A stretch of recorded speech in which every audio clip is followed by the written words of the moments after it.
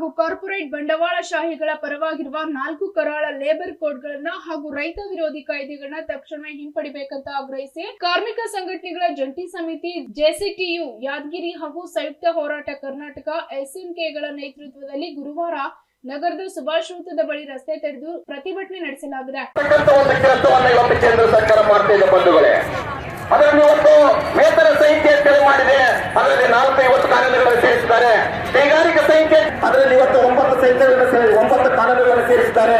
ಹೀಗೆ ಸುರಕ್ಷಿತ ಸಂಸ್ಥೆ ಆರೋಗ್ಯ ಸಂಸ್ಥೆ ಸಂಖ್ಯೆ ಮಾಡಿ ಇವತ್ತು ಏನು ಕಾನೂನುಗಳನ್ನು ಸೇರಿಸಿ ಒಟ್ಟು 29 ಕಾನೂನುಗಳನ್ನ ಕ್ರೋಢೀಕರಿಸಿ ಮುಂದಿನ ದಿನಗಳಲ್ಲಿ ಇವತ್ತು ಯಾವುದೇ ನಾವು ದುಡಿತಕ್ಕಂಥ ಹುದ್ದೆಯಲ್ಲಿ ಅತ್ಯಾಚಾರವಾದಾಗ, ದಬ್ಬಳಿಕೆಯಾದಾಗ, ಕಾನೂನನ್ನು ಉಲ್ಲಂಘನೆಯಾದಾಗ, ಕಾರ್ಮಿಕರ ಹಕ್ಕನ್ನು ಉಲ್ಲಂಘನೆಯಾದಾಗ ಹೇಳುವಂತ ಹಕ್ಕನ್ನ ಮುಂದಿನ ದಿನಗಳಲ್ಲಿ ಇರುವುದಿಲ್ಲ.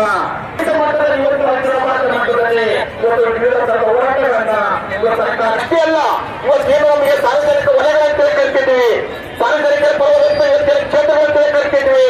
ಅದು ಮಸ್ಟೇಡ್ ಆಗಿರ್ಬೋದು, ಸರಕು ಆಗಿರ್ಬೋದು, ಗಣಿ ಇವತ್ತು ಕೈಗಾರಿಕೆ ಆಗಿರ್ಬೋದು, ಇವೆಲ್ಲವನ್ನು ಕೂಡ ಇವತ್ತು ಆಹ್ವಾನ ಮಾಡ್ತಿದ್ದಾರೆ. ಅವರ ಸ್ವಾಯತ್ತತೆಯನ್ನ ಇವತ್ತು ಕೊಟ್ಟು ನೀವು ನಿರ್ಮಿಸಿರ್ತಕ್ಕಂಥ ಇವತ್ತು ಕೇಂದ್ರ ಸರ್ಕಾರ ಮಾರುಕಟ್ಟೆಯಿಂದ ಬಂದಿದೆ. ಇವರನ್ನು ಕೂಡ ತೂಕಬೇಕಾಗಿರತಕ್ಕಂಥದ್ದು. ಒಟ್ಟಾರೆಯಾಗಿ ಇವತ್ತು ಕೇಂದ್ರ ಸರ್ಕಾರ